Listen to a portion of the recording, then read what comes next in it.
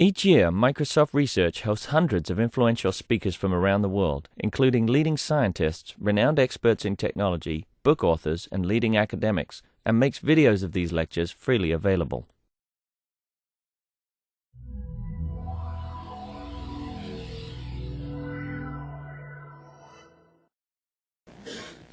Well, good afternoon, everyone. Thank you for being here. Thank you for joining us. It's good to see a lot of friendly faces. I know this is a mixed audience. We have some members of the Microsoft PAC. We have some members from the MSR Speaker Series, so welcome to everybody. I do want to mention, we hope that some of the MSR speakers or series will join us for some of the MS PAC events. We have a pretty hectic month this month before the elections, and some interesting speakers along with today's. But on the 16th, any of you that were fans of All the President's Men will recall author Carl Bernstein will join us, so we hope you'll come back and see us for that one. And we were just talking to Mark about a speaker joining us now, which was just confirmed yesterday, October 23rd, a woman named Hillary here at Microsoft. So we hope you'll come and join us at the Microsoft Conference Center. Should be an interesting morning on October 23rd. And the next day, then, we have, also that 23rd for lunch, we have a very good transportation panel on the Roads and Transit Initiative. So 2 events that day. The following day, the 24th, all of the Seattle City Council candidates are crossing the bridge to join you here on campus. So an active week the next 2 weeks. But we are delighted. We're proud to have Mark Penn join us. Some of you know his bio, worldwide CEO of Burson Marsteller. As CEO, he brings first-class public relations to companies around the world. He's been working with us for over 10 years on a variety of issues and critical opportunities that we have developed with Mark over these years. Also president of PSB, a position he's held since 1975 when he was undergrad at Harvard. Mark focuses on providing research-based communication strategy to political figures, corporations, and crisis situations. He's been called the Master of the Message by Time Magazine, the King of Polls by the London Times, and an incandescent intellect by the New York Times. Some of you will see on his book, which is available in the back, quotes by both Bills, Gates, and Clinton on the front of the book. So he also serves as a consultant to several Fortune 500 companies, CEOs, and a wide range of image and branding issues. He's helped elect over 25 leaders in the U.S., Asia, Latin America, and Europe, most recently serving as an advisor to Tony Blair.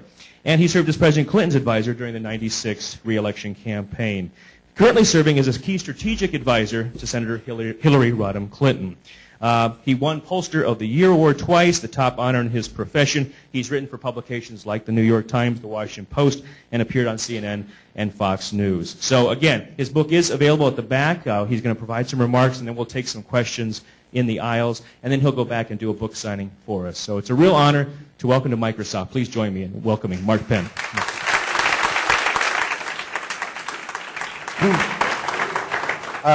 Thank you very much, and I'm really pleased, having done research and other presentations here at Microsoft for close to a decade, to be able to talk about the book and to give you a little insights into microtrends. I think the very first thing to note for those of you is one of the microtrends that we talk about are what we call the new geeks. And so if any of you here are the old geeks, you have been supplanted now by people who we really found, and actually it was a study from Microsoft that revealed this, that those people who are on the leading edge of technology now are increasingly the most sociable people, the most outgoing, the most friendly, in contrast to the old geek image of being very inner-directed, inward, never having gotten outside to the sun, and that you have been replaced because most technology, as you know, is about connection and communication today.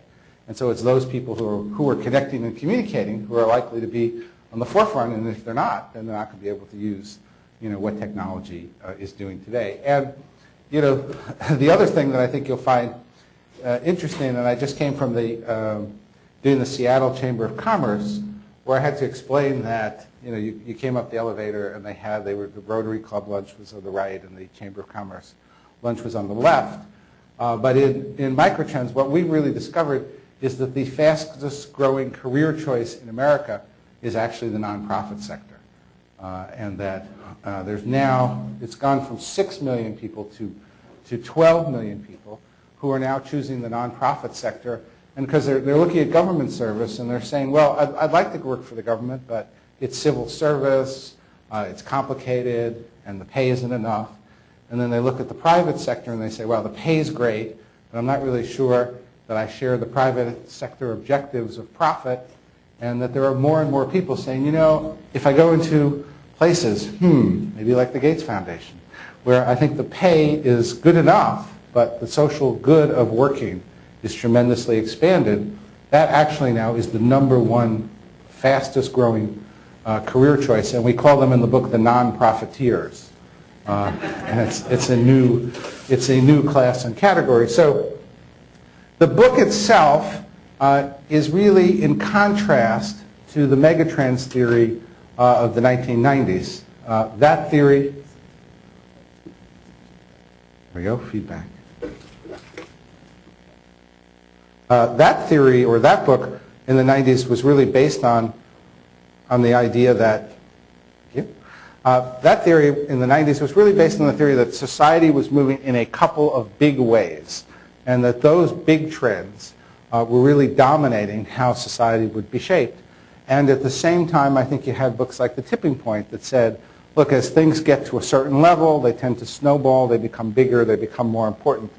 And Microtrend says, in the 21st century, we're seeing a very different kind of trend.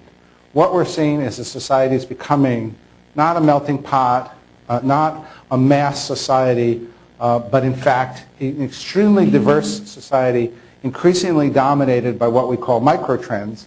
And microtrends are small trends in different areas of life and politics, religion, that in fact may never become big, but that at 1% are enough to sell a best-selling book, a great product, a political movement, a new religion, a social movement, and then increasingly that we're seeing that society is made up of so many microtrends, and that perhaps the best and most interesting business and other opportunities can be found in satisfying such microtrends. And that the economy itself is changing from what we call in the book, from obviously the Ford economy, in which you could have any color you want as long as it was black. And the concept was that really mass production meant we had to standardize everything. And to the Starbucks economy, which is really, you know, mocha, frappuccino, decaf, semi, part, 180, it really is customized to the max so that there might be 500 individual choices or niches. As we observe in the book, you know, the Boston Tea Party, there was probably just Earl Grey and English breakfast, and that today there'd probably be 55 bags of, you know, Twinings floating around if the same event were held today. Because, and it's not just that the market has differentiated, because I think there's obviously been more market differentiation as societies grows. It's that several factors have combined at once with this market differentiation to make microtrends important. I think you've seen the means of production, you know, become increasingly cheaper to customize things. You've seen the internet now bring you the ability to bring together small groups of people that if there were only 5 of them in an individual community, you couldn't effectively bring them together across the country or across the world the way you can on the internet. Then you've seen an explosion of individual choice that was happening alongside the internet, and people really rejecting the notion that mass society would be based on my wearing the same shirt or my doing the same things that somebody else is doing. In fact, people want to do things that are different now. Different is in, right? The same is out. And that's why megatrends are out and microtrends are increasingly in. Now, just to talk about one of your competitors for a moment on the Ford to Starbucks world, although I can talk about, we can put Zune in there instead, but the iPod was basically any color you want as long as it's white. And so in some ways it's manufactured. Now you could have some other colors.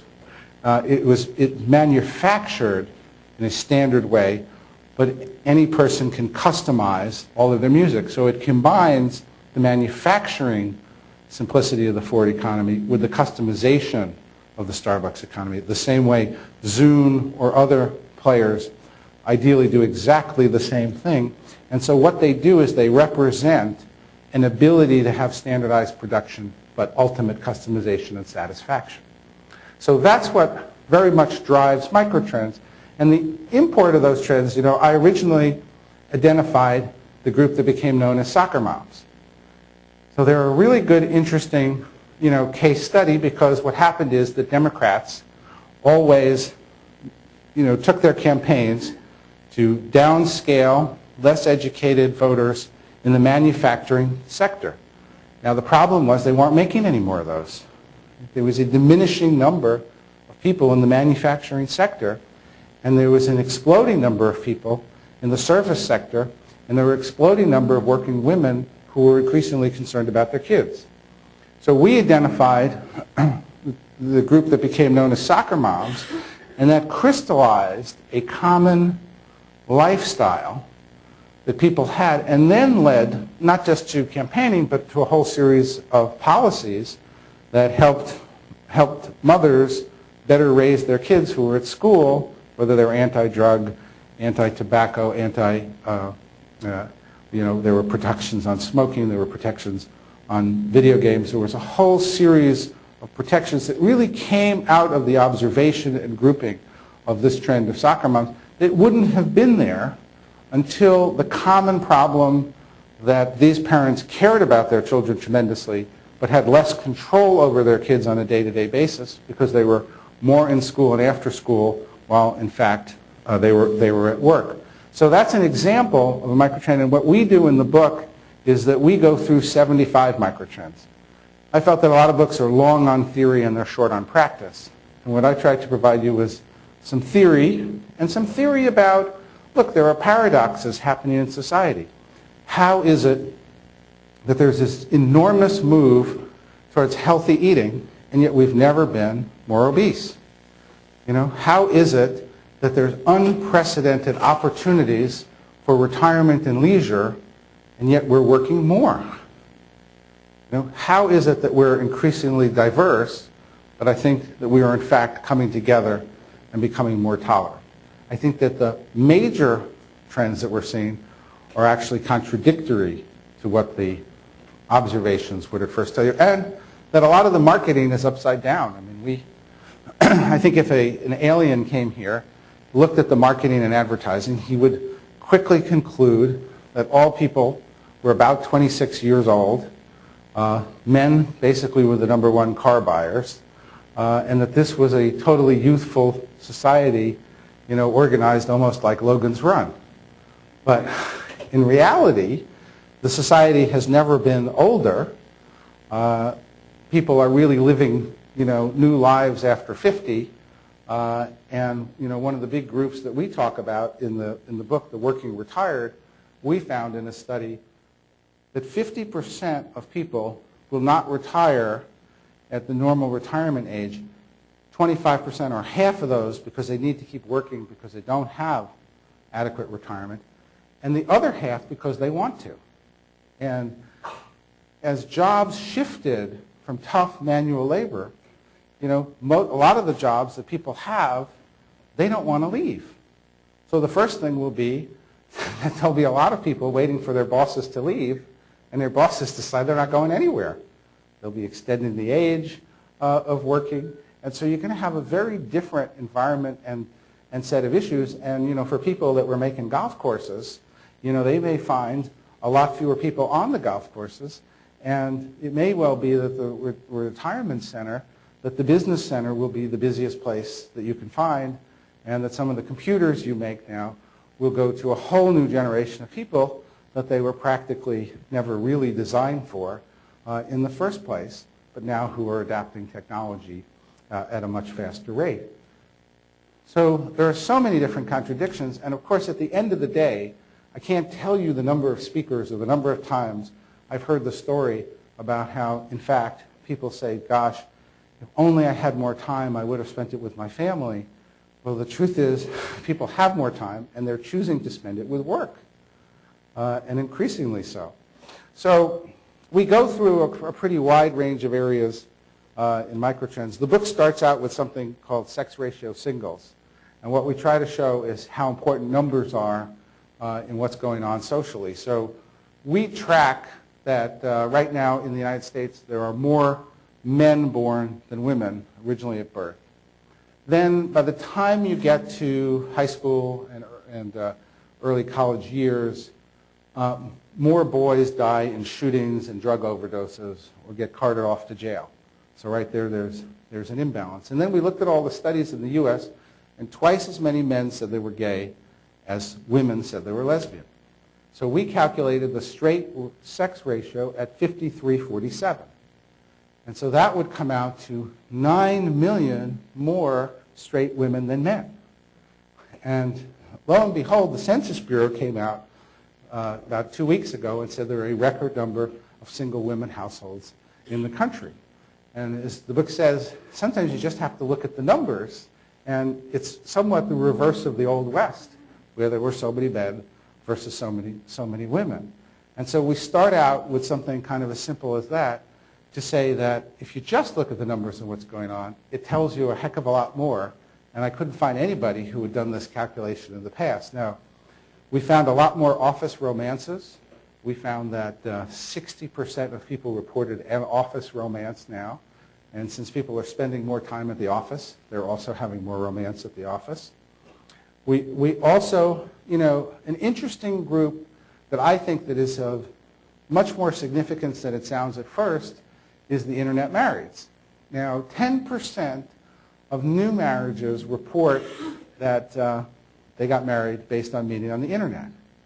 So it means that a lot of people are going to be sitting down with their 6, 7, 8-year-old, and when they're asked, how did you meet Daddy? The answer is going to be on Match.com. Okay? And this is a new answer, and so it requires kind of some adjustment. Now, we found people at internet marriages were extremely satisfied with their marriages, but the social point of internet marriages is that marriage typically came about as a result of your small social community.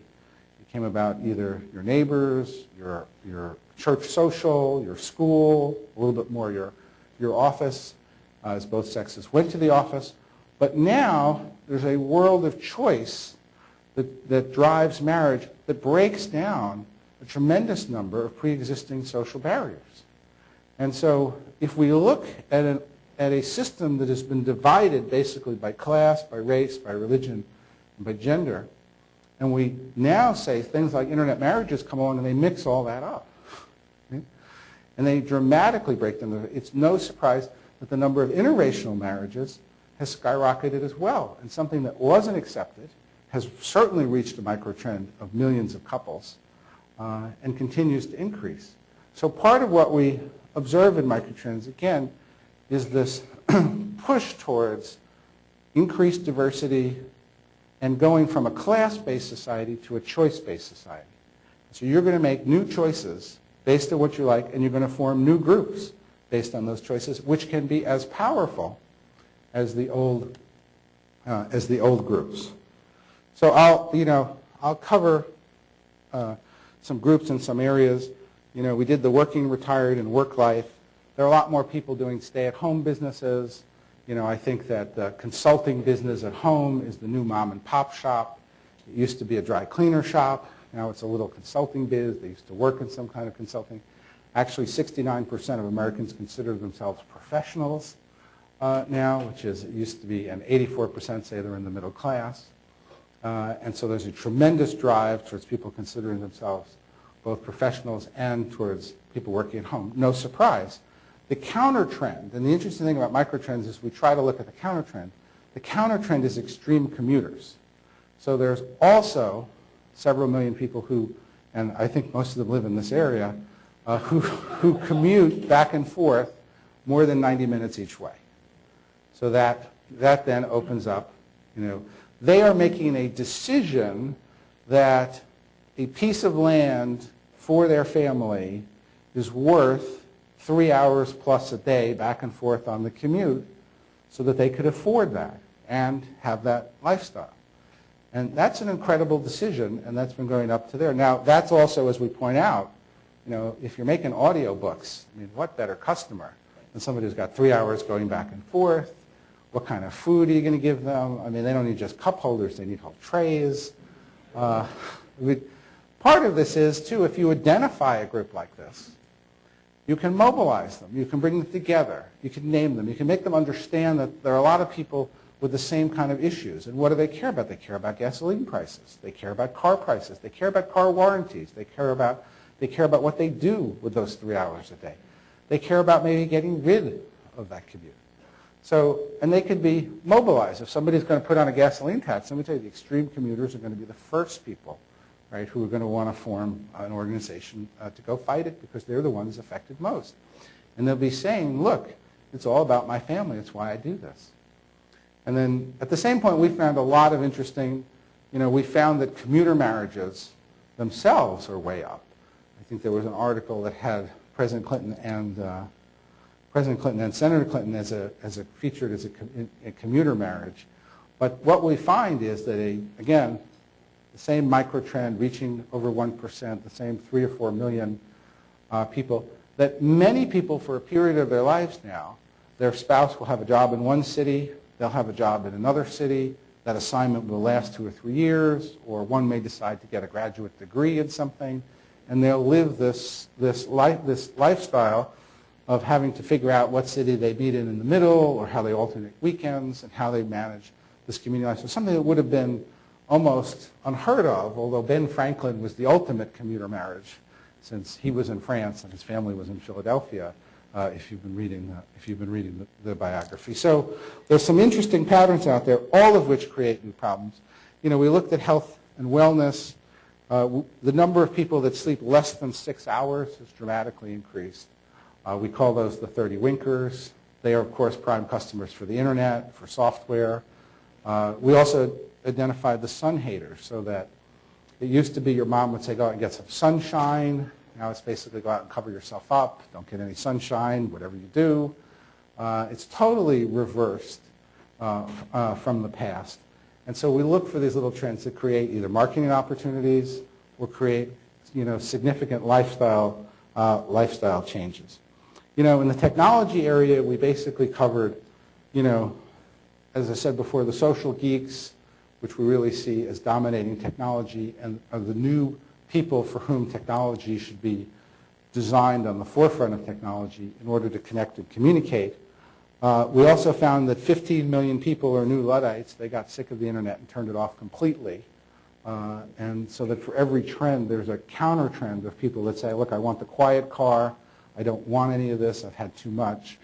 And we did find both, we looked really at the dramatic growth of young women using technology and kind of the lag. This seems to be a lag behind the trends that are even fairly obvious. For example, while there's a dramatic growth in technology being used by girls and women, and I think you're seeing now more and more technology designed differently as a result, I think that it would be hard for my alien to discern that a majority of car buyers in the country today are women. And because of the dramatic increase in women heads of household, you look at the traditional dealership and cars, and you look even, look, the most advertised car place is 24, which could be the most male-dominated show that there is. And so that consistently, I find that marketers seem to lag behind even the most obvious trends in the way they redo their marketing. Now, we also had, some very serious kind of social or societal trends that we think are being, underviewed or underrepresented. First of those, I think, is the group of college dropouts. We had an enormous problem of high school dropouts. We still have a problem of high school dropouts, but if you look at the numbers, that has consistently been going down. But the number of people graduating college has not really increased. And so a tremendous number of people qualified and got into college and then drop out. And so we went back and we surveyed some of the college dropouts and said, why? And it wasn't, for the large part, although they may not have been admitting it, for academic reasons. It was largely for economic reasons. And it wasn't just the tuition. It was that life in its various means, an aging parent, having a child, a couple, a family, for various reasons, they were called in to be not a student but an income producer. And so their college years were cut short. And we think that the biggest, brain drain, the biggest brain, probably mass of unutilized brain power is in the college dropouts because they've already been qualified for college. They've started down the road, but because they don't graduate, they're going to earn significantly less and make the country significantly less competitive. And yet I don't see the same kind of gravitation yet to the college dropout problem. And I don't see that either identified on a software basis, the whole way that high school equivalency diplomas were, I think, drilled into people so that if you can't graduate high school, we've got an alternative. I don't think we're anywhere near that. Then I think another serious trend we looked at is the number of people getting out of jail, the ex-cons. Now, other books had some theories that the reason for crime, that the reason that crime increased was particularly because there was a Roe versus Wade decision, people could, abortion was allowed, and they had a theory based on that. I don't think that actually that theory holds much water. It was true that in the 90s and the early part of the 2000s here, we incarcerated a considerable higher number of people. So we put a lot more people with minimum sentencing and other things in jail. And so a lot of those sentences are getting out. So whereas we had about 200,000 people getting out of jail a year, ex-cons with felons, we're now up to 650,000 a year. And so it's not a surprise that crime dropping has either leveled off or started to increase when you look at this microtrend, because I don't think we've had anything like the kind of attention to the issue, the kind of noticing of the problem, the kind of programs and reintegration to society that a tripling of that number, would suggest. Now, we also look at, I think, we come down in the book, towards the end, and we do some international trends. And in the international phase, we find any time there's a little crack in the door of personal freedom that microtrends immediately develop. Counterintuitive trends. In China, we found a tremendous growth in the art market, new Picassos springing up, and really an enormous number of people in China making art. And we found Vietnamese entrepreneurs now off the charts. I mean, of all places to expect entrepreneurism to really be sprouting, they're probably right now making copies of Microtrends. And we also found that, oddly enough, in those places with the greatest incentives to have children, 9-month paid maternity leave, social programs to support it, people were having the fewest kids. And that, again, when actually given the choice, even incentivized to stop working and have more children, not in the United States, but in Europe, they decided to keep working and to have more relationships, fewer marriages, and fewer children, which is why their birth rate of indigenous Europeans now is about 1.5, and they're actually shrinking. Now, we came down towards the end of the book. One of the more serious trends is about what we call educated terrorists. And so every politician gives the standard speech. If you want to do something about terrorism in the world, you've got to do something about world poverty. And then we looked at all the studies on the terrorists. And I always note that one of the strategies, whether you like it or not, that Israel employed was that they would go back and blow up the houses of terrorists. Now, the interesting thing was that they had houses, okay, if you think about it, because the question is, were the terrorists the poorest and the least educated? And most of the studies show that they were much more middle class, reasonably well educated, proving that a poor, uneducated person is too smart to go blow himself up in the middle of a town square. And that it takes a really educated person to convince himself that that's the right thing to do. And this was then furthered by what happened in the UK, where the doctors' conspiracy, then I think, it was unimaginable that a group of doctors were going to conspire to make to make this kind of choice. But we precisely, the studies show, that terrorists come more from the sciences, and particularly engineering, for reasons that I have absolutely no idea why. But that it did make the point that terrorism comes not just from economic conditions, but from belief in an ideology, and that exploiting that ideology is extremely important when it comes to curbing something like terrorism. When you look at the people who are actually in the front lines and even the middle lines of terrorism in the world today. And as we point out, terrorism is not a microtrend, it's a nanotrend. That if it ever became a microtrend, if it ever became 1%, society as we know it would be over. And finally, one other trend that I'll hit that was particularly in the US is we called impressionable elites. So in the political world, I often hear the question, boy, if that candidate were just a little bit more likable, I'd really vote for him or her. And then another person says, well, gosh, if the candidate would really just pay more attention to the issues, I'd really vote for them. And person A now, the person who said I'd really vote for them if they were more likable, is just more likely in the US now to have a PhD. And so what's happened is that the eggheads have become jugheads and the jugheads have become eggheads. We've had a reversal of the usual elite model. I mean, you look at the elite newspapers, the New York Times and the Washington Post, and they're not hiring more policy reporters. They are hiring more personality reporters, right? And so consequently, they're in a race to catch up on the personal side, getting into the psyche, and not on the policy side. Now, the voters are quite different. Working and middle-class voters have never been so issue-oriented. They're using the internet.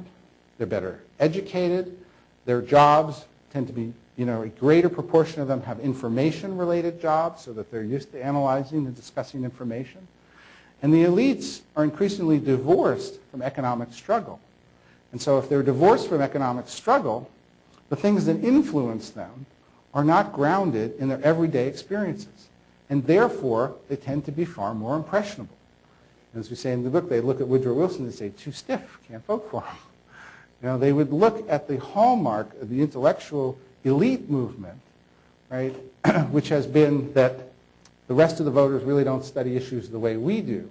And this is almost being reversed at this point to a considerable degree. I mean, we're nowhere near where Rome got to, but we're certainly have moved a considerable course down the path. Now, the good news of this is, and I say in the book that I got into this profession originally when I read a book in the library by V.O. Key that said the simple thesis of this book is that the voters are not fools. And the good news of this is that this is, I believe this was true then, that they're underestimated, but boy, it is so much truer now that the voters out there, in the working and middle classes are looking at health care, they're looking at education, they're looking, at getting their nephew back from Iraq, and they're not as easily influenced by ephemeral or surface things as people believe because they have real-world experiences that ground their views. And that's why the Impressionable Elites chapter is, again, you can feel free to debate any of the chapters.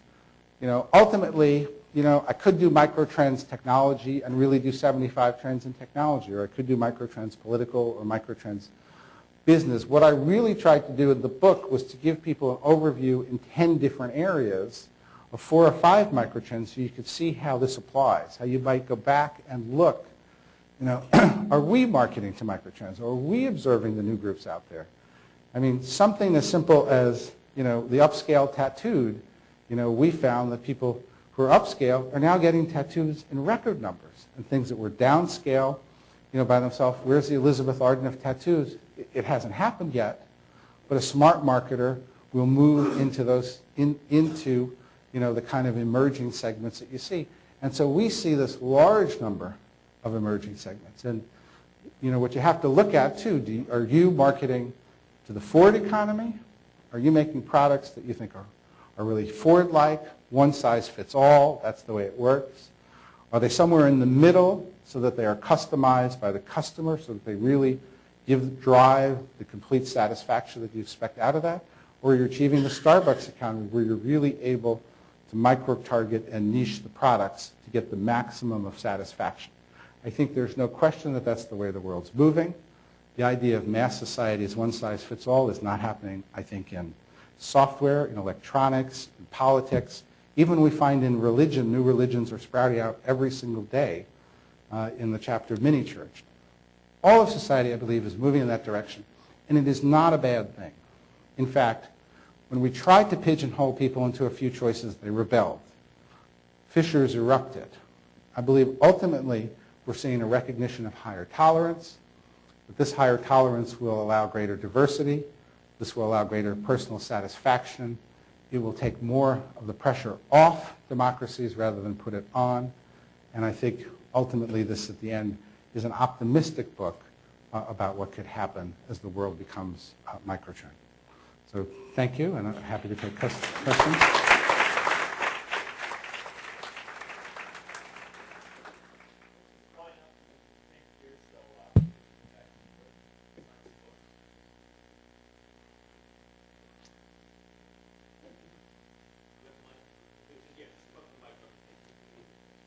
Okay, so once you know that you've identified a microtrend, what are your next steps? How do you use that information?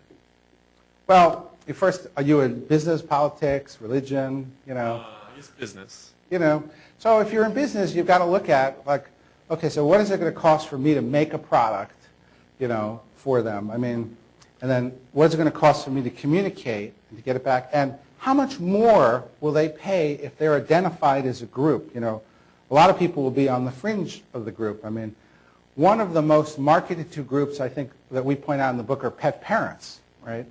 So what's interesting about pet parents is that most people used to get a dog or a cat when their kids demanded one, right? So now what people are doing is they're delaying kids, so they're saying, well, let's get a dog, right? And they treat it like a kid. Or the kids leave, and then they say, wow, the kids are gone, let's get a cat, okay? And treat it like a kid. So there's these two groups now that are just going to spend anything, right? So, and indeed, that's why you see pet resorts, pet massage parlors. I mean, you know, so there are 5 million new households, right? So now the question is, that sort of happened, but if you identify them as pet parents, have pet parenting classes, you know. McDonald's has all these things that go to the kids, but the truth is there are as many households with pets as with kids. Have toys for the pet instead of for the kid. Think about how you can drive this to be successful. Give the people some identity, some sense of belonging, some desire, you know, to purchase products, and you have a hit. Because it doesn't take, you know, if 500,000 people buy something, particularly 500,000 people with tremendous, you know, commonality, they're going to pay considerably more for it as well, typically, because you're hitting their specialized needs. So your process is you've got to identify them. You've got to see what the market will hold. And then you've got to figure out how to crystallize them in a way that they will come together. Once you've crystallized them, then everyone will say, ha, I'm a pet parent too. This is interesting for me. They will start to join you, right? And the process will really snowball. And a quick follow-up. So if I'm an entrepreneur and I'm not the pollster of the year, how do I identify a microtrend on my own?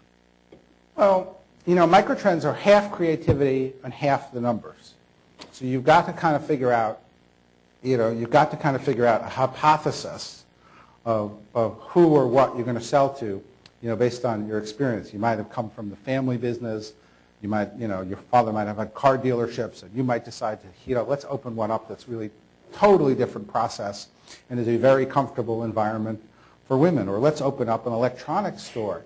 Let's do the first electronics store that doesn't look like Circuit City, right, and doesn't look like Best Buy, so that women would really be comfortable in going into it just as the way they're marketed to, you know, by women's clothing stores. Now, nobody's done that, right? So you've got to kind of take something like that, and then, which is creative, and then decide, is there really a market here? Do I really think people have it? And then if you look at the numbers, and you say, oh my gosh, you know, women buying technology, it's off the charts now, and particularly all these.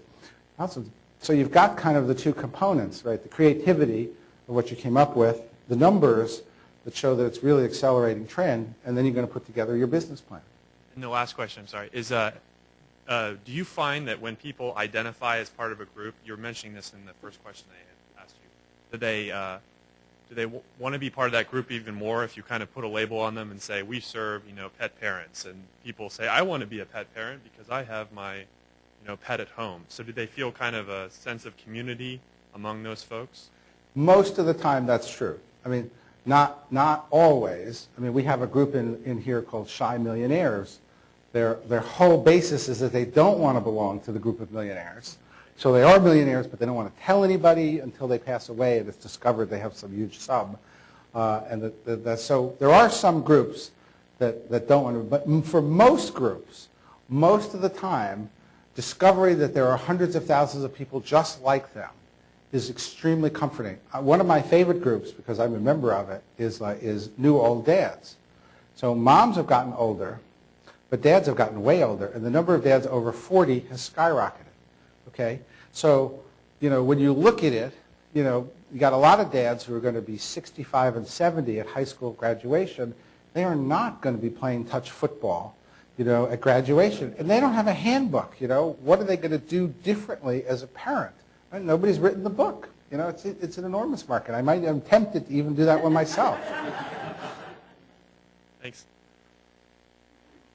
You mentioned, to start off, the career growth trend in nonprofits, how they started off to change the world. Of course, all of us, I think, joined Microsoft to change the world. But you are. I guess what I'm seeing is an increasing trend of nonprofits representing kind of these micro groups, micro interest groups, and we're seeing an increase of political advisors and others involved in political campaigns kind of transferring back and forth through that revolving door between politics and nonprofits. So similar to, I guess, what we used to see in the Washington establishment between politicians and lobbyists. And so how do you see that changing, I guess, some of the way that campaigns are conducted, et cetera? So. I don't know if that will, I don't know if that will change the campaigns. It may change the nonprofits more than the campaigns. I think part of what you're seeing is that the nonprofits realize that much of what they can do is through the way that they can use the money that they have to help people. But another side of what they can do depends either upon getting legislation through or getting funding through on a bigger level. So what's not surprising is nonprofits carve out a bigger role and become bigger career choices, that they look to use the political system in good ways, to further the causes. Look, it would not be, look, if a group got together about what are we going to do about the 650,000 ex-cons coming out, I think they'd go to a lot of communities. They might run a lot of campaigns. They might pass some new laws about what you do for ex-cons, how you help integrate them, how you offer them jobs, what kind of training programs you'd have to have. And so I think that's the major development then that I think the nonprofits see. The reason they're hiring people from political campaigns get interested is that they see that the political system is an important ally to reaching the objectives either here or in other countries.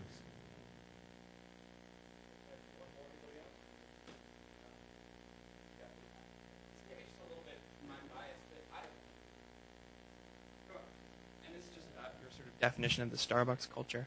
I've been to Starbucks, Tokyo, Rome, DC, Seattle. They all have the same menu, the same baked goods. It feels more like McDonald's to me than a place where there's customization. So I'm wondering sort of if you could elaborate on why you view Starbucks as sort of the poster child. Well, I use Starbucks because, particularly in the U.S., because it's reaching.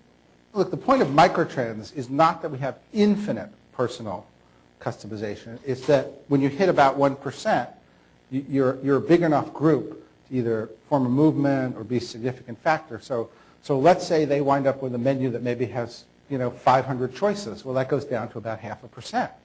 Now, they will learn, just as McDonald's learns over time, that they're going to have lobster rolls in Maine and they're going to have sushi burgers somewhere. But that is a process, because part of the Starbucks economy is you've got to have some you have to have some economic, you have to combine the customization with the economic efficiency of a platform, right? That can be standardized and then generate all this customization. And so the more also that you can have the customer generate the customization, right, which is really what music devices do, then the more you're giving that job to them, and it becomes more economically viable. So there are limits to this, and McDonald's itself is experimenting with a lot of different, more culturally sensitive menus.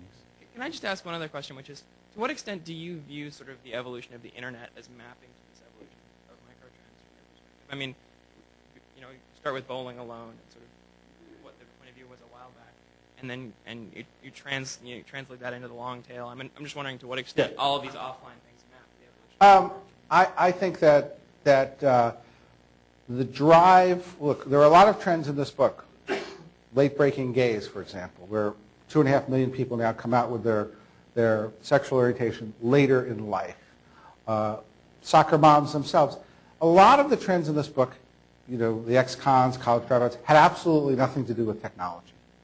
Some of the trends in the books, like internet marriage, really have direct elements. I think the internet was and is a component of this because it helps in terms of communicating to so many different people in customized ways, but it's not the only reason. Microtrends were developing anyway. The ability for you to market more directly to those microtrends, you know, to market to customize to various groups of people has just dramatically increased with the internet, with personalized home pages, with, you know, the kind of connection. And I think also you're looking here at how Microsoft is going to take advantage of that and how it's going to move forward into, you know, products that are customizable but are rarely customized, you know, in fact, in a lot of ways. And I think that's a big threshold that I think that the company continues to push forward on.